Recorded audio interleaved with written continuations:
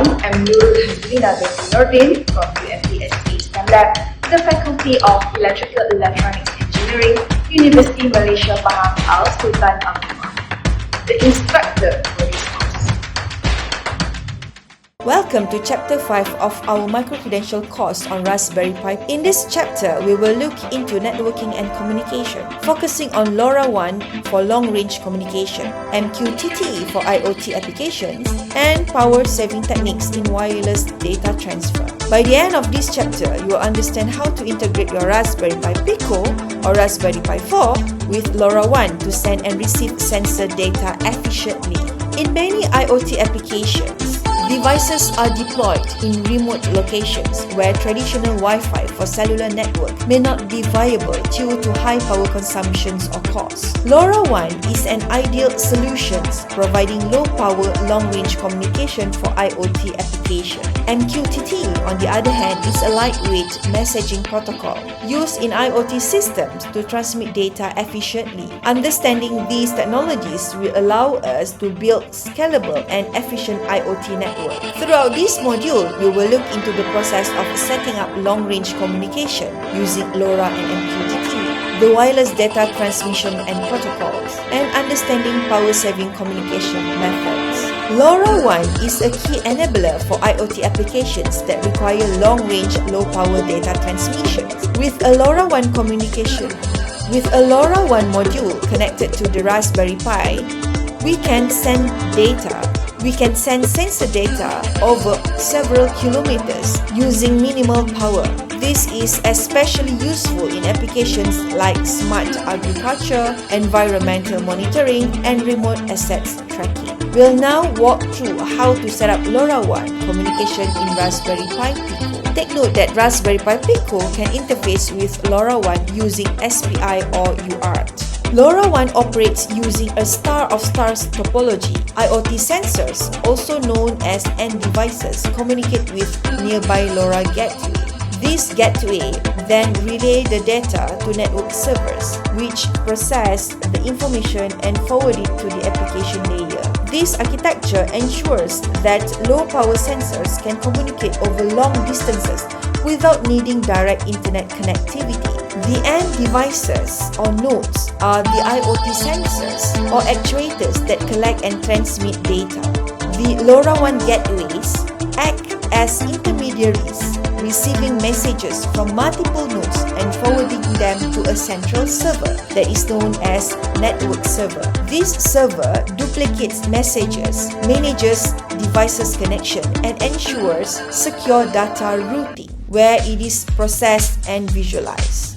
The application servers is the final destination for the IoT data, where it is processed and visualized. This architecture enables IoT devices to communicate over long distances without requiring direct internet access, making it ideal for remote monitoring and smart city applications. Here's an example of sending a message using a LoRaWAN module with Raspberry Pi Pico. We initialize the LoRa module using the SPI interface and send a simple message.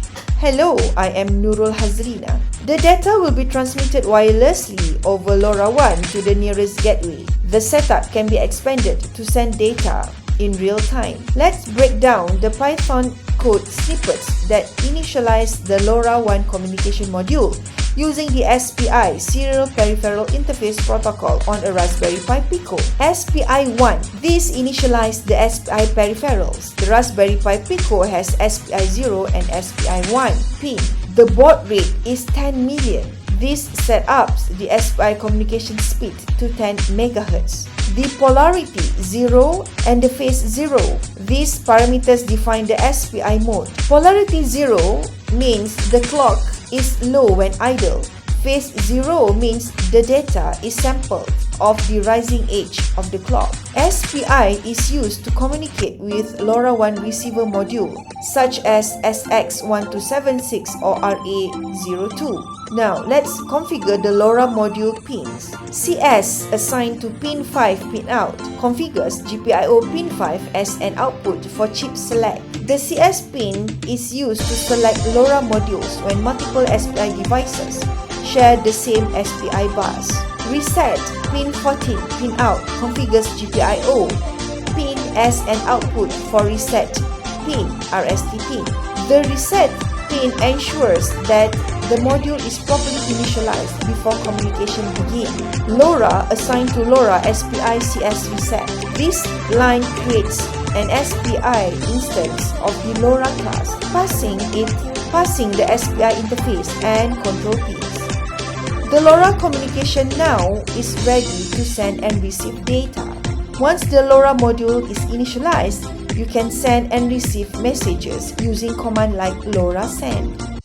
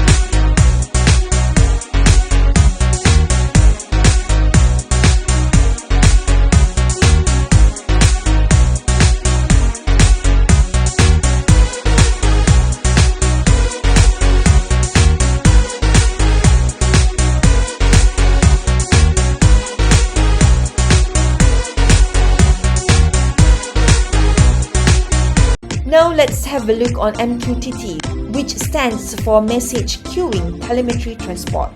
MQTT is a lightweight messaging protocol designed for IoT applications. Unlike HTTP, which is complex and resource-intensive, MQTT is optimized for low-band, low-power communication. It follows a publish-subscribe model, where devices can act as publisher, subscribers, and MQTT broker. Publisher are devices that send data to a topic or an MQTT broker. Subscribers are the devices that receive messages from a topic. MQTT broker, a centralized server that manages messages distribution between publishers and subscribers. The model ensures efficient data transfer with minimal network overhead, making MQTT ideal for IoT applications such as home automation, smart agriculture, and industrial monitoring. The MQTT communication process works as follows. A sensor node collects data and publishes it to an MQTT node. The MQTT broker, such as Mosquito or Ch5 MQ, receive data messages. Any subscribed devices, such as dashboard or mobile app, receive data instantly. Since MQTT uses a lightweight binary protocol, it consumes very light bandwidth, making it perfect for IoT applications where network efficiency is critical. The Raspberry Pi Pico collects sensor data such as temperature or humidity. The LoRa module transmits this data as a LoRa packet over long distances. A nearby LoRa gateway receives the data and forwards it to the network server. The server processes the data and sends it to an application dashboard or cloud storage for further analysis. By using this setup, IoT devices can reliably send real-time data to cloud-based platforms without requiring high power or expensive cellular connectivity.